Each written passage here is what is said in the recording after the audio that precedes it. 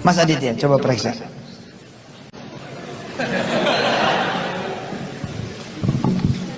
Tuh. 80.000. Coba pinjam.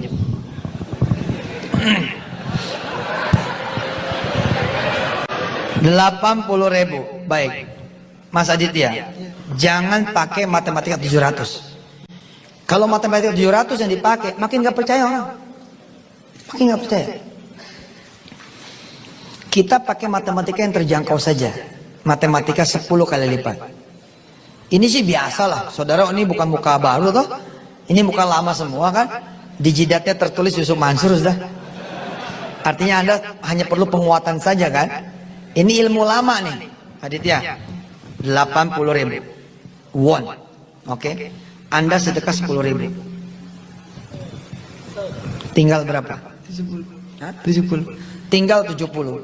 Kalau matematikanya adalah matematika dunia, dia benar. Karena itu tidak ada yang mau sedekah. Coba lihat. Kalau saya sedekain 20, tinggal berapa? 60. Sedekain lagi 30, tinggal berapa? Ini makin kecil suaranya nih. Makin pelan-pelan. Sedekain lagi kemudian tinggal berapa? 40. Sedekain lagi satu tinggal berapa? Sedekain lagi tinggal berapa? Sedekain lagi tinggal berapa? 10. Kalau kemudian disedekain lagi semua tinggal berapa? Habis. Nggak ada yang mau sedekah semua. Assalamualaikum warahmatullahi wabarakatuh. Para pemirsa, di dalam syariat Islam itu ada namanya nilai-nilai atau dalil-dalil yang mendasari sebuah perbuatan.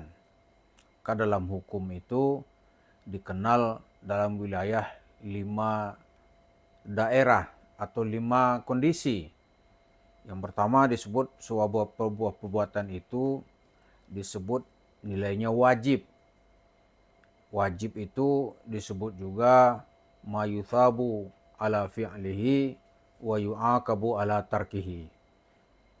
Itu orang diberi pahala mengerjakannya dan diberi dosa meninggalkannya. Kemudian yang kedua disebut juga dengan an-nadab atau mandub, sunat, ya kan? Itu mengerjakannya mendapat pahala, meninggalkannya tidak dikasih hukuman dosa. Yang ketiga disebut daerah mubah. Yang keempat disebut makruh. Makruh itu ya kita dianjurkan untuk meninggalkannya. Di meninggalkannya mendapat pahala, kemudian mengerjakannya tidak diberi dosa. Kira-kira gitu ya. Kemudian yang terakhir ada hukumnya yaitu haram. Haram itu disebut juga meninggalkannya diberi pahala, kemudian mengerjakannya dikasih dosa. Tapi di antara halal dan haram itu disebut al-halalu bayyin wal haramu bayyin. Jelas-jelas gitu. Tapi selain itu ada juga dalam hukum itu sebuah kebaikan itu adalah at-tarku mala yaghnih, yaitu meninggalkan apa-apa yang tidak pantas gitu. Itu disebut dengan nilai-nilai etis. Nah, kembali kepada cerita Yusuf Mansur, itu Yusuf Mansur itu ceritanya aneh-aneh gitu. Memberikan cerita yang nggak ada dalil. Lalu orang marah gitu. Terus kalau marah itu, nilai kita marah itu mendapat pahala atau bagaimana gitu. Tentu saja secara prinsip kalau kita diajari ajaran sesat lalu marah, ya harusnya kemarahan kita itu mendapat pahala gitu. Kalau kita tidak marah, maka mungkin pada tingkat tertentu mendapat dosa gitu. Lalu bagaimana respon orang marah gitu? Marah itu ada dalam bentuk hukum seperti ya sekarang ini masyarakat marah kepada Yusuf Mansur. Maka sebagian bentuk kemarahannya itu adalah menggugat Yusuf Mansur ke pengadilan karena dia merasa sudah dirugikan dan atau dia sudah ditipu atau ada dugaan uangnya dilarikan Yusuf Mansur untuk membangun warung steak and shake. Semua itu ada wilayahnya. Gitu. Maka kemarahan masyarakat yang membawa Yusuf Mansur ke pengadilan itu adalah dalam rangka ya mengerjakannya itu dinilai sebuah pahala. Gitu.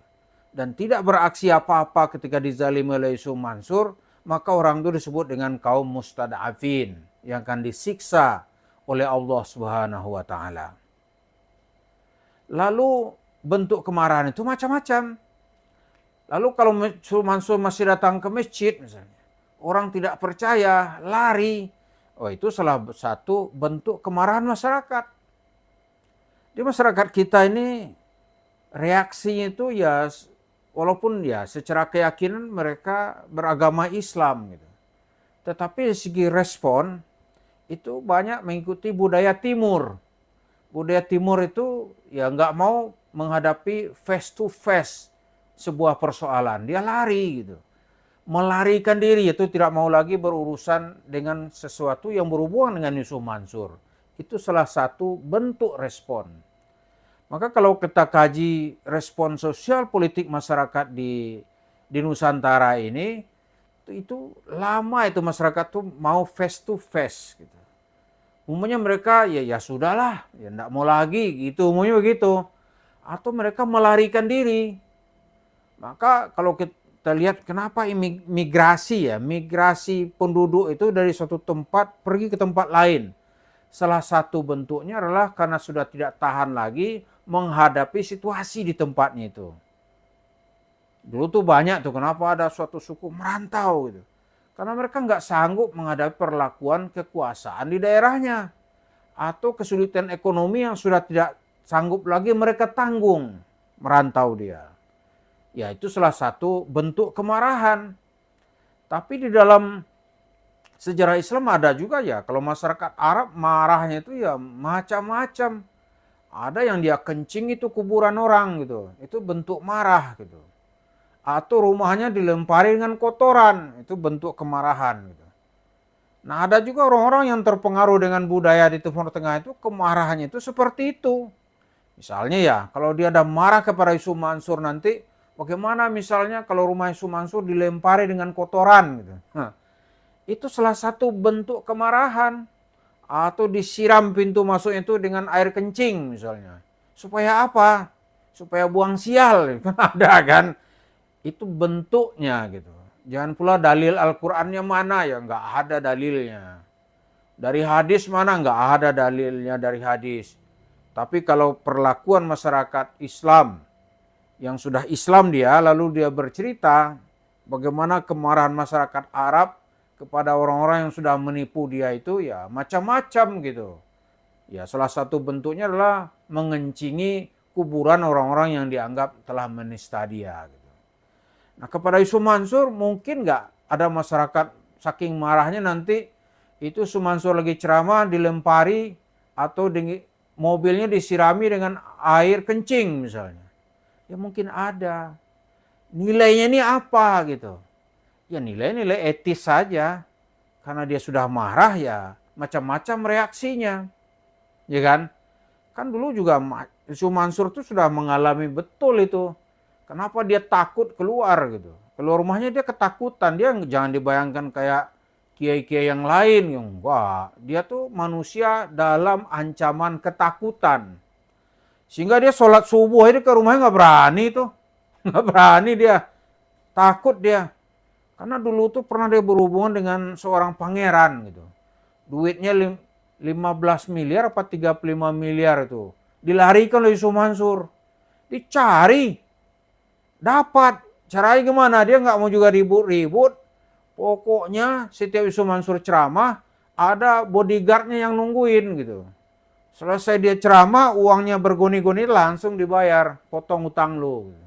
Misalnya sekali ceramah dulu tuh kan dia lagi di puncak itu bisa 2 miliar dia bawa pulang itu. Bayangkan 2 miliar sekolahnya nggak jelas tapi dapat duit banyak. Gitu. Wah itu dipotong. Ngeri Yusuf Mansur tuh. Kalau lu nggak bayar lu pindah alam lu dibegituin. Maka setiap Yusuf Mansur ceramah potong gitu, sampai lunas. Begitu caranya dulu. Ya kalau nggak ada begitu kan dia nggak bayar ini orang. Ini salah satu bentuk kemarahan. Lu bayar nggak gitu.